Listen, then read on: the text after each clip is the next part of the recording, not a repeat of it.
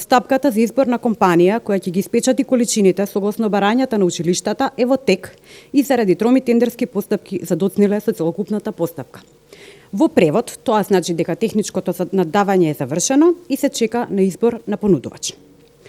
Почитувани, дали можеби тромоста на тендерската постапка, како што велат, во превод може да се најде во тежината на тендерот, кој што тежи некаде околу 5 милиони евра, односно 330 милиони денари, од кои што 55 милиони денари се за превод, а 270 милиони денари за техничкото изготвување на учебниците.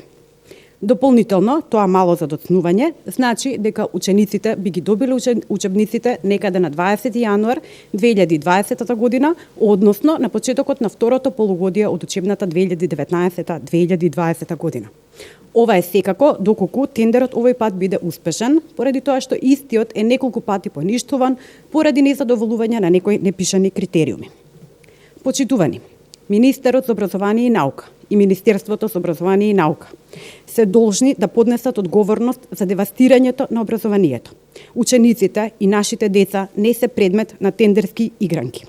Дополнително, девастацијата во образованието, како и негрижата за наставниот кадар и конечно негрижата за учениците, нашите деца, се очигледно карактеристика на оваа власт која што цени дека треба да се униште фундаментот на иднината за Република Македонија. Тоа се нашите ученици, нашите деца. Ви благодарам.